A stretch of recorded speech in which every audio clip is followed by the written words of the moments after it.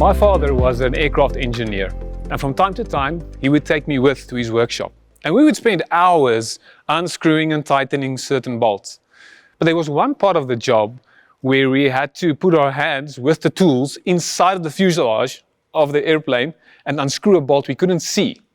And the whole unscrewing process needed to happen only by touch. You had no visual reference as to what you were unscrewing, which obviously led to hilarious results with bolts falling off and fumbling around in the darkness.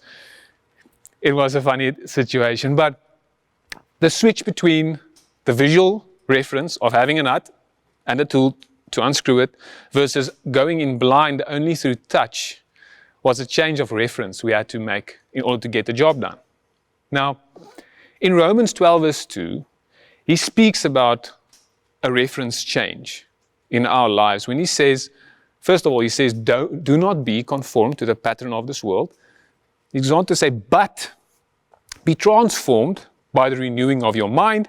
And then he ends by saying, this will lead to a greater understanding of God's will for your life.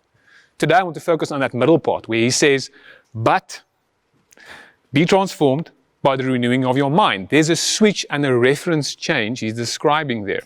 But what's beautiful about how this is written is that we read it and we interpret this as something maybe that we should make happen. We should effort it out into our lives.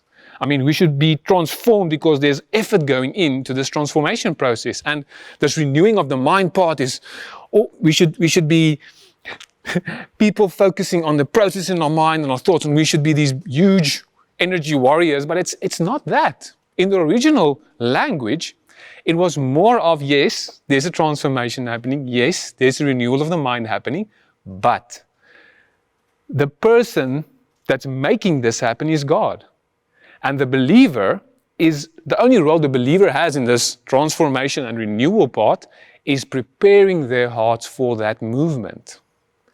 When we as Christians live with a reference that we have to will God's kingdom every inch forward, we are effectively setting ourselves up as God, which is not our place or our calling.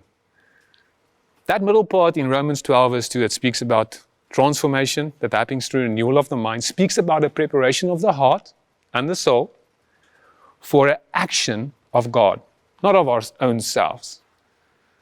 So today, when you think about this message, you might want to think about the spaces where you're trying really hard. Maybe you've tried so hard that you have zero energy to try some more. And maybe talk to God about His will and His power in those spaces that you might be at your wit's end. If we do this, we will create communities that will experience transformation on God's terms and not human terms that asks energy and commitment. Whereas this transformation is based on God's movement, and it only requires us to prepare ourselves for that movement. So if you are in a space where you would like transformation, or where you are looking for something that's renewing in your life, ask God to show you how you can prepare your heart and your mind for the renewing power of His grace.